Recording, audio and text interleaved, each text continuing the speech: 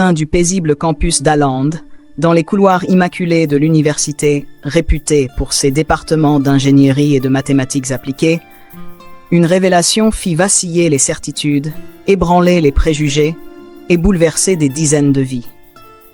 Un simple concierge, un homme que l'on croisait chaque matin en saluant distraitement ou en ignorant poliment, était en réalité l'auteur de plusieurs articles académiques majeurs publiés dans des revues internationales prestigieuses il y a près de 2 décennies. Un génie méconnu nettoyait leurs tableaux. « C'est incroyable !» confia l'un des chercheurs à ses collègues en secouant la tête, encore sous le choc. Cet homme a développé une approche entièrement nouvelle des espaces de Bachet. S'il a raison, et tout porte à croire qu'il l'est, cela pourrait bien redéfinir une partie de la théorie des ensembles. Et ça fait 15 ans qu'il balaie nos salles, vide nos corbeilles et nettoie les toilettes. Très vite, l'histoire se propagea dans les couloirs, comme un feu dans une prairie sèche. Les étudiants, qui jusque-là marchaient sans même remarquer la silhouette discrète d'Amadou Diallo, commencèrent à l'observer avec une curiosité teintée de respect. Les professeurs, eux, vacillaient entre admiration, honte et stupéfaction. Certains, mus par la curiosité ou peut-être le remords, tentèrent d'approcher le mystérieux concierge, de lui parler, de comprendre. Mais Amadou, fidèle à lui-même, poursuivait ses tâches avec cette même régularité silencieuse, ce même soin méthodique, refusant de se laisser troubler par cette attention soudaine et tardive. Une semaine après ce que l'on appelait déjà l'incident du tableau, le professeur Bennett, doyen du département de mathématiques pures, attendit Amadou à la sortie de sa journée. Il l'observa refermer avec soin la porte de la salle C13, essuyer une dernière tache sur le tableau blanc, puis attraper son seau et sa serpillière. Lorsqu'Amadou franchit le seuil, prêt à disparaître dans la nuit tombante, Bennett s'approcha d'un pas hésitant. « Monsieur Diallo !» lança-t-il un peu trop fort dans le calme du soir. Amadou s'arrêta, le regard fatigué, presque résigné. « Puis-je vous parler un instant ?» L'homme acquiesça doucement en hochant la tête, mais quelque chose dans sa posture trahissait une lassitude. Il n'était pas dupe. Il savait que cette sollicitude soudaine n'était pas née d'une reconnaissance sincère, mais bien d'un choc. « J'ai lu vos travaux, » dit Bennett après un instant de silence, « et permettez-moi de vous dire que votre article sur les espaces vectoriels non commutatifs est tout simplement brillant. » Amadou répondit calmement, avec cette voix posée et distante que seuls ceux qui ont appris à survivre en silence possèdent. C'était il y a longtemps. Le professeur prit une grande inspiration. « Justement, c'est ce que je trouve remarquable. Ce que vous avez découvert à l'époque est encore en avance sur certaines recherches actuelles. C'est pourquoi je voulais vous proposer de venir présenter vos idées lors d'un séminaire que j'organise la semaine prochaine. Une session spéciale. Vos contributions méritent d'être entendues. Le silence s'étira entre eux, dense comme une nuit sans lune. Amadou plissa légèrement les yeux, un mélange de surprise et de méfiance dans le regard. « Pourquoi maintenant, professeur ? Cela fait 15 ans que je nettoie vos tableaux, vos bureaux, vos couloirs, vos sanitaires. 15 ans que je passe devant vous, invisible. Pourquoi ce soudain intérêt pour mes recherches ?»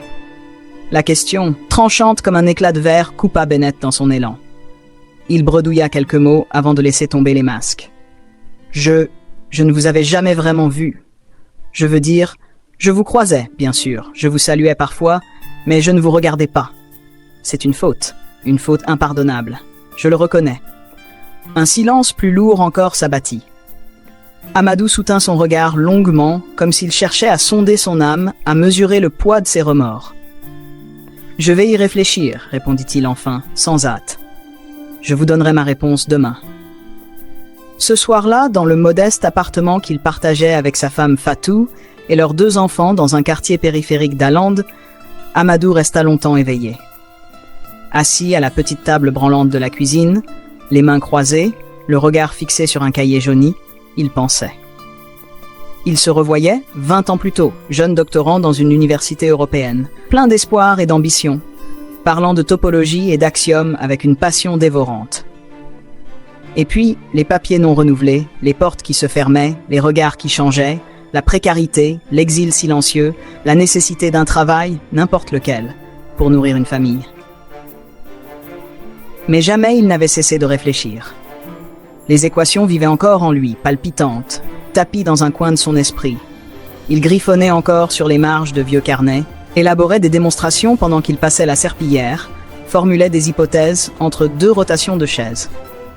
Il était resté chercheur, même si le monde ne le voyait plus comme tel. Le lendemain, il accepta. Et ce jour-là, un murmure parcourut les salles du campus, chargées d'attente. Le jour du séminaire, la salle était pleine. Étudiants, professeurs, même des membres de l'administration, tous étaient venus entendre ce que l'on appelait déjà le génie de l'ombre. Amadou entra simplement, vêtu d'une chemise propre et d'un pantalon repassé par Fatou. Il salua brièvement et sans fioriture commença à parler. Et dès les premiers mots, le silence se fit total. Sa voix, posée et profonde, captivait.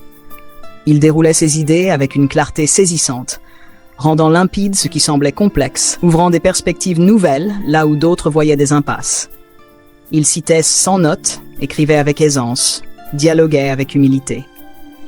Il y avait chez lui une rigueur rare, mais aussi une chaleur, une humanité que l'on ne trouvait pas toujours dans les amphithéâtres. Lorsqu'il termina, la salle resta un instant muette. Puis, un tonnerre d'applaudissements éclata. Ce jour-là, bien des choses changèrent. Le professeur Bennett, bouleversé, alla le remercier personnellement, le regard embué. Amadou lui sourit avec douceur, mais sans triomphe. Ce n'était pas une revanche. C'était un retour, une réaffirmation, une justice discrète.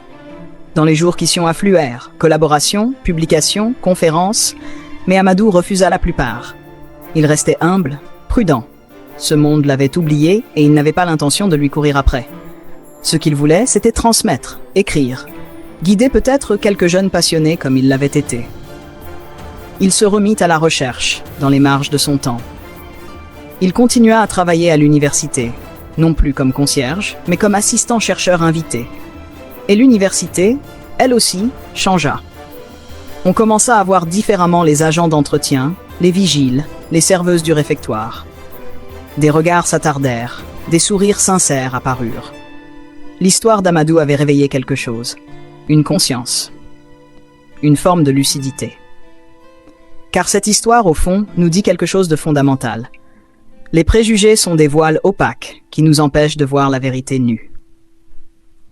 Pendant 15 ans, les plus grands esprits de ce campus passaient chaque jour devant un homme dont les travaux pouvaient redéfinir leur propre champ de recherche, et pas un seul ne l'avait vu. Parce que, dans leur esprit, un intellectuel ne porte pas de gants en caoutchouc. Parce qu'un génie n'use pas de balai. Parce qu'un homme discret n'a peut-être, pense-t-il, rien à dire. Mais la vérité, c'est que le talent n'a pas de costume ni d'étiquette. Il vit où il veut. Il se tait parfois, mais il ne s'éteint jamais. Et quand le moment est venu, il refait surface, imposant le respect. Le professeur Bennett a reconnu son aveuglement. Et en cela, il a montré qu'il est possible de changer. Nous portons tous en nous des préjugés. Mais nous avons aussi la capacité de les interroger, de les briser. Ce n'est pas facile, mais c'est nécessaire. Parce que l'humanité commence là, dans le regard sincère que nous posons sur les autres. Amadou Diallo, ce nom que personne ne retenait, est aujourd'hui cité dans les cours avancés de mathématiques, non pas parce qu'il a crié plus fort que les autres, mais parce qu'il a laissé ses idées parler pour lui, parce qu'il a continué à croire, parce que, malgré l'oubli, il est resté fidèle à ce qu'il était. Et si cette histoire vous a touché, alors n'oubliez jamais ceci. Le véritable génie ne cherche pas la lumière, il éclaire. Il ne réclame pas l'attention, mais finit toujours par la mériter. Regardons mieux. Écoutons plus. Et croyons en ceux que le monde choisit trop vite d'ignorer. Parce qu'un simple concierge pourrait bien être celui qui, demain, révolutionnera notre manière de penser.